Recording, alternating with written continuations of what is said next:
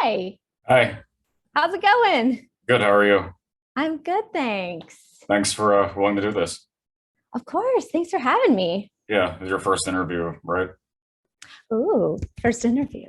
Wait, Yeah, definitely. It's first time talking about any rules or anything. Definitely first time talking about Bridget. yeah. So I could just jump around then in your career before getting to Guilty Gear. Of course, yeah. So you're originally from Maryland? I am. Yeah, I'm from Maryland, sort of like a suburb of Washington, D.C. And born and raised, I started getting into like singing at a really young age. That's actually kind of what like inspired me to start acting. And I went to like a musical theater college in DC, um, and kind of started doing like the whole theater thing at a young age because there wasn't much access to voiceover stuff in Maryland. Voiceover didn't come into my life until a little later. And you studied acting too, right? At Washington? Yeah, I did. It was a musical theater program. So we did like singing, dancing, acting, that whole thing. What was cool about that program actually is they were a music program. So we took like piano lessons and music theory and stuff like that. So I can play a couple instruments, and I'm really into just music, which I think helps in voiceover, to be honest, because Hmm. it's very like it can be a very musical thing. Yeah. So do you have when you did move to LA, do you have a special story of how you got in the SAG? You know what? My SAG story is a little anticlimactic. Okay. It's just like everyone thinks like your first big role, but mine was actually kind of an accident. Um, I moved to LA, and I was really into doing like on camera stuff, and I didn't get into voiceover until like summer of 2019 is when I really started like doing it seriously. The way it all started is because my older sister, she's in the video game industry. She's a producer. Oh, And so she, works with voice actors all the time. She's totally in that world. So she's the one who kind of planted the seed of like, you should try voice acting. And she happened to know a casting director for video games who gives workshops every now and then to actors. So I took her workshop, and she just happened to know of an agent who was looking for a voice type kind of like mine. So she referred me and immediately cast me in a show called Close Enough, which was airing on HBO Max for I think 2 seasons. I was just doing like some various voices and stuff, but it was a SAG project, and I was just like little fledgling actor, like just happy to be there. And I think maybe my agent thought I was already in SAG for whatever reason. And so I do the session, it goes great. I'm really excited. And then I get a call the next day being like, "Oh, you're not in SAG, are you?" And I was like, "No." So they had to so they had to Taft Hartley me, right. which is just sort of a special process to get you through the door. Um, so the next day I had to go in, sign a couple papers, and then I'm in SAG. So very anticlimactic. Yeah. Well, even some of the short films, the live action films you did prior to that, they seem really interesting. Yeah, I did a couple on camera things before I did any voiceover stuff, and um, it was fun. But I there was always like something missing. I know that sounds very corny, but like it just um, I grew up watching cartoons, playing video games and stuff. So that's always just been a big part of my identity and like what I enjoy doing. And it's kind of funny in hindsight how I never put two and two together of like, I'm an actor and I like cartoons. Oh my God. but but it all happened. I got there. Yeah. But the on-camera stuff I did when I moved out here was just a couple friends I knew who were getting together and making projects, and but it was really fun. And got to start somewhere. Mhm. Were you or are you also a anime or anime game consumer?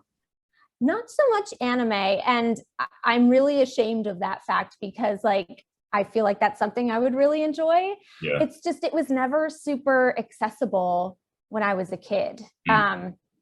You know, we didn't have like the streaming services that we have now and stuff, and it just wasn't as big of a deal as it is now. It was you had to go to like very specific stores and buy the DVDs or something if you wanted to watch anime. I grew up watching like Pokemon and stuff on TV. But that was kind of the extent of my anime knowledge. Mm. What was your first any kind of project like that? Was Epic 7? It was, yeah. That was my first game role that I did, video game role. And that was fun. That was in the height of COVID. So I did that from my closet in my bathroom, which is now my home studio. But yeah, that was super fun. Flan is the character I played, and she's super cool. I like it. I played a little bit because I was like, I'm in this game, I have to play it. Right. But yeah, that was fun. That was my first game role. How did you? Because I've also found that people kind of have different answers as to how they took to dubbing. Was it hard for you? Oh, I think dubbing's like the hardest thing in the world. It does not come easy to me at all. And especially I've done a couple like auditions and callbacks for dubbing live action, like which is a whole nother beast because it's just every little noise that the actor makes, like every intake of breath or every like licking your lips, like everything makes a sound. So you have to be so attentive to like what the actor is doing on screen, but then also reading your lines at the bottom. It's, oh my gosh, it's the whole like patting your head and rubbing your tummy at the same time. I struggle with it so much. So maybe it's good I'm not in the anime scene because I have a feeling I'd just be like, well, then of course, there's a pretty big fan following too with Midori and No More Heroes. Yeah, totally. That was really fun too. She's such a cool character, and that game is so fun and so quirky. Yeah, that was a fun one as well. She was that was my first time recording a game in an actual studio. I think that might have been like one of my first, not my very first, but one of my first times like being in a studio with the team there and everything. So I remember being very nervous when I recorded that. And actually at that time I was you know, still super new to the whole scene. So I was still very like fangirl mode about everything. And Max Middleman, who I'm sure you know, is in that game. And I'm a big fan of his. And so I show up to my session and I'm like a couple minutes early. So they take me back to the room and stuff. And I walk in and our director's in there and she's like, oh, hey, Kelly, I'm just finishing up. You feel free to take a seat. This is Max, by the way. And I turn around and Max Middleman's like in the booth, like I had a little fangirl geek out moment. I'm like, I love you. Now we're in a game together. It is sort of related to Midori. What do you think is the case so far with any character part that you've had to get the darkest emotional headspace for? Ooh, you know, probably Bridget. And I wouldn't necessarily say dark as much as just like just deep, because you know, Bridget goes through a big journey of self-discovery and self-acceptance, and you know, that's something that I think a lot of people can relate to. There's always been a time when we've had to really, you know, look at ourselves and accept who we are. And so I think that was probably just the most like serious it's ever gotten in the booth for me, because a lot of my other work is like kids cartoons, which doesn't, you know, it's just all funs and laughs. Yeah. Were you familiar with Guilty Gear at all prior? I was. I had heard of it, of course, because it's everywhere. It's such a big game. But I'm sad to say I've never played it. Okay. I'm currently, this is also very embarrassing to admit, I'm very behind on purchasing gaming systems at the moment. Okay. Currently, I own a Switch, a GameCube, and a PS2. Yep. So I'm a little behind. So I haven't gotten a chance to play Guilty Gear yet, but I've watched a lot of YouTube videos and stuff. And prior to the audition, I did a lot of research on past Guilty Gear games and stuff. So by the time I recorded for it, I was fairly familiar with the universe and Right. the style of game and stuff. I love playing fighting games. Actually, I as a Okay. kid played Super Smash Brothers. I got into Soul Calibur for a while. So it actually seems like a game I would genuinely really enjoy. Yeah. So I'll have to get on that. And obviously the biggest thing, just to ask first, was it very clear in the audition specs about who Bridget was? It was not. And I think that's the case with a lot of character breakdowns that come across an actor's desk, especially when there's a character that's going to have like a big reveal or spoilers. Actors are very much kept in the dark for a lot of things. And most of the time when there is some sort of big spoiler or reveal that happens in the game, I'm finding out along with everyone else. Right. And particularly with video games, I find that like very infrequently are we given scripts ahead of time. I know for this project, my first time seeing the lines was the day I went in to record. Mm-hmm. And then when you are given a script, it's often not the full script. So even if you're having like your character's having a conversation with another character or something, you don't really see what the other character's saying back to you. You're just seeing your lines. Yep. So there's not a lot of context as to what you're saying. And for this game as well, we had the Japanese lines already recorded by the time I was recording. So a lot of my direction was just listen to this Japanese line and do it as close to that as possible in English. Yep. So no, I was, all the information I was given was about Bridget from past Guilty Gear games. Right. All of her lore and backstory for that. But there wasn't a lot of information about where her story would go in this game. Mm-hmm. What were your thoughts then on when that did come up, where she's talking to Gold Lewis and Kai about how to refer to her? I love that scene. I think it was so cool that they decided to go there with Bridget's character, because that's such an underrepresented community that and clearly, by judging by the response, there's such a demand for characters like that, because people have been receiving that scene and Bridget's arc so well. So hopefully other games will see that and follow suit, and hopefully we can have a little bit more diverse representation in games, because I think that's what we need. And I think it's so cool that Bridget represents some of that, and I'm so unbelievably honored that I got to be even a tiny little part of that. I that means so much to me. Mm-hmm. So I'm glad that people have been, responding so well to it. Yeah. Well, I can just say myself personally too that you did an incredible job. Oh, thank you so much. Yeah. Thank you. Which aspects of her personality could you relate the most to?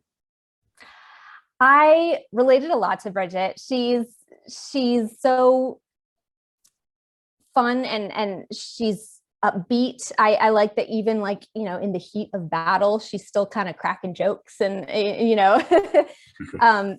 also she's very, they made a note to tell me when I was recording, like everything she says is a little on the sleepy side. Like she's always just kind of like, I'm ready for a nap now. And same. It does seem like vocally too that it's pretty close to your natural voice. Yeah, there wasn't a huge vocal jump I had to do, which always makes things a little easier. And pretty much what I submitted for my initial audition is what we ended up doing for the actual game. Mhm. So that's always nice too, because you do get instances where you audition and then they bring you in, they're like, that was great, but now do it like this. And it's like completely different. Now do it in an accent or something like that. So yeah, it was fun. It's always nice when you can just, when it comes naturally. Great. Yeah. Do you have a single favorite line? Oh, I'd have to like remind myself of some of the lines I said, but the one that immediately jumped into my head was when she says, mentally, I'm already at lunch. Yeah. And I've seen a couple like memes of that on social media too. So I was like, people get it. They Yeah. know that's that's the vibe. The one that she the extra bloodshed line, that's really cute too. Yeah. Oh, that's another good one. I like that too. So was it just based off how it sounds so far, was there any difficulty getting into her headspace, or was it mostly just all easy for you? um, Not that I can recall. It was, I mean, like I mentioned before, we had the Japanese lines recorded ahead of time. So before I'd record my line, they'd play that for me.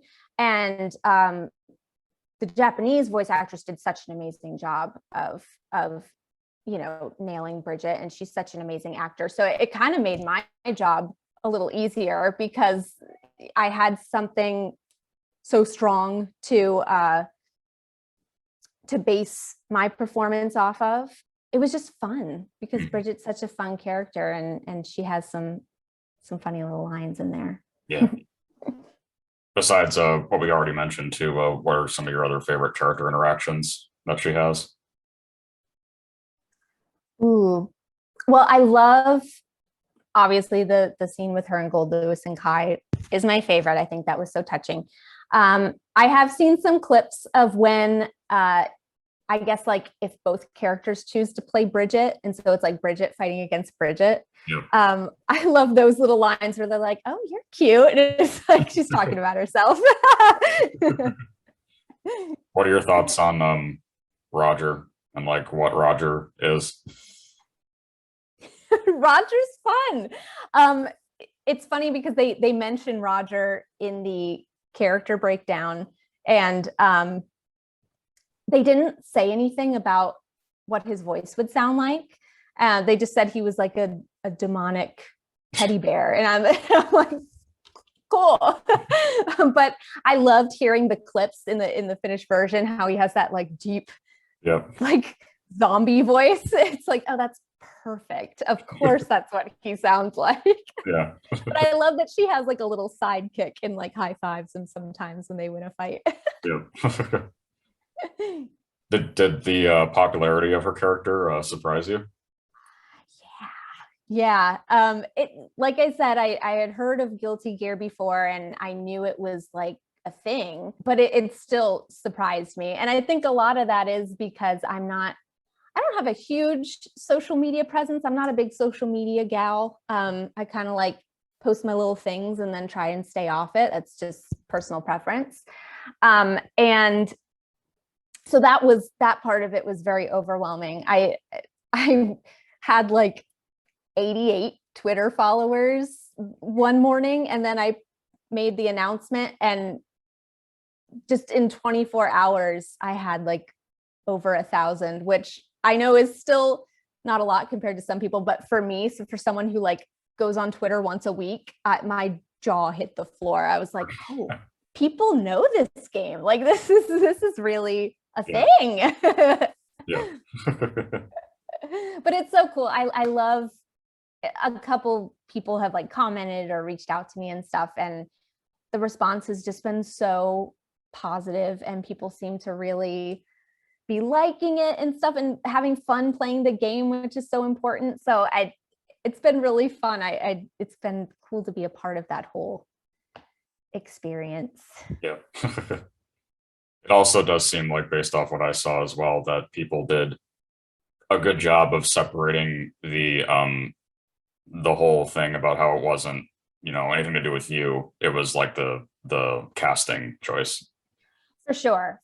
And yeah, I mean, voice actors have the unfortunate job of being like front and center Right. of these things. We're the most accessible when something like this happens. So people could have very easily taken it out on me. And I mean, you know, wouldn't I'm glad they didn't, because I don't blame anyone in this situation, but Yep.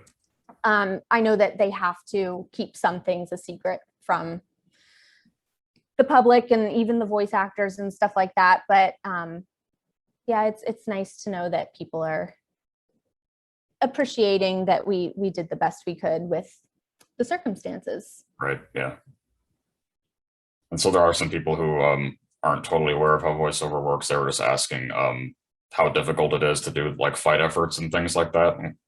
Oh yeah, fight efforts are fun. It's it's definitely like the first couple times you try it, it's strange because you're making noises that most people don't make on a day-to-day basis. Especially when you're dealing with like weapons and stuff like that. It's like, I've never thrown an axe before. I don't know what sound I would make if I was swinging a sword.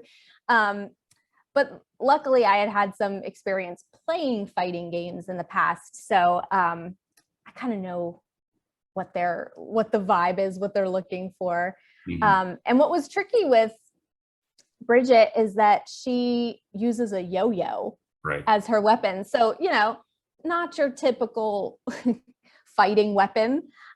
So, you can't really, it's different than when you're swinging a sword. It's more like a light or like almost playful kind of noise, but you still have to sound kind of like you're fighting someone. So that was a little strange. Once again, thank you to the Japanese voice actress who lent me her voice so that I could just kind of, what she said. Yeah.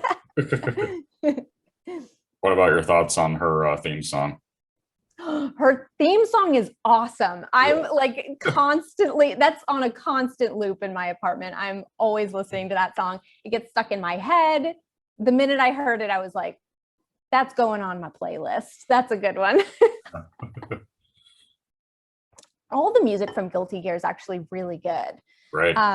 Of course, when I found out I got the role, I was like consuming every bit of information about Strive that I could. So I was watching like other characters reveal trailers and stuff like that, and all of their theme songs are so good. The music is amazing. Yeah. It was actually just yesterday that I did Patty Matson, who plays Biken. Yeah. Oh, Yeah. that's cool. Yeah. Nice. Mm-hmm. Guilty Gear fam. Yep.